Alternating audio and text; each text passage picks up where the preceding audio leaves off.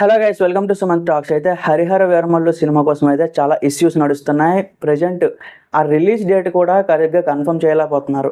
అంటే ఇక్కడ main thing రెండు విషయాలు అనమాట. ఒకటి ఏంటంటే విఎఫ్ఎక్స్ అనుకున్న టైంకి అవ్వలేదు. సో యూజువల్గా ఏంటి, ఇప్పుడు ఏ సినిమాకైనా ఎంత చిన్న సినిమా అయినా సరే ఆ విఎఫ్ఎక్స్ హ్యాండిల్ చేయడానికి సపరేట్గా కంపెనీస్ ఉంటాయి.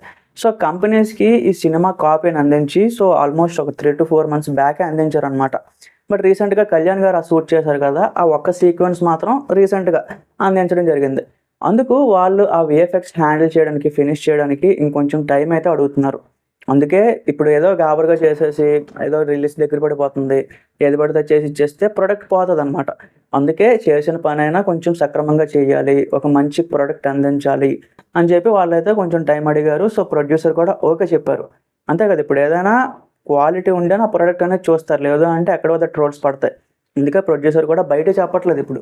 సో సినిమాని పోస్ట్ పోన్ చేస్తున్నాము అని ఎక్కడ అఫీషియల్ స్టేట్మెంట్ ఇవ్వట్లేదు, కానీ అందరికీ తెలిసిపోయింది June 12 అయితే సినిమా రిలీజ్ అవ్వట్లేదు. సో ఇది ఇంకా ఫిక్స్ అయిపోవడమే, ఇంకా మెంటల్గా ఇంకా బ్రెయిన్కి ఎక్కించుకోవాలి. అయితే మరి ఎప్పుడు ఉంటుంది రిలీజు? మ్యాక్సిమం వీళ్ళు 2 డేట్స్ కన్సిడర్ చేస్తున్నారు. ఫస్ట్ వన్ June 25, అది మిస్ అయింది అంటే July 20 వెళ్ళిపోయారు అనమాట.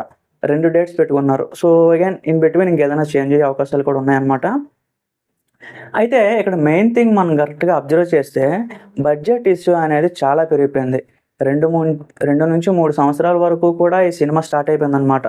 2-3 సంవత్సరాల క్రితం ఈ సినిమా స్టార్ట్ అయింది. అందుకే ఈ సినిమా బడ్జెట్ అయితే డే బై డే ఆ ఇంట్రెస్ట్లు అవన్నీ ఉంటాయి కదా, అవన్నీ పెరిగిపోతున్నాయి.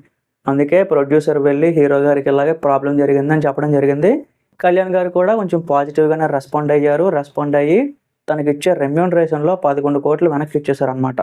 సో చాలా మంచి పని అనే చెప్పాలి. అంతే కదా, ఇప్పుడు ఏంటంటే టాలీవుడ్లో కానీ ఎక్కడైనా సరే సినిమా కొంచెం బాగుండాలి అంటే ప్రొడ్యూసర్ కూడా one of the important role play చేస్తాడు.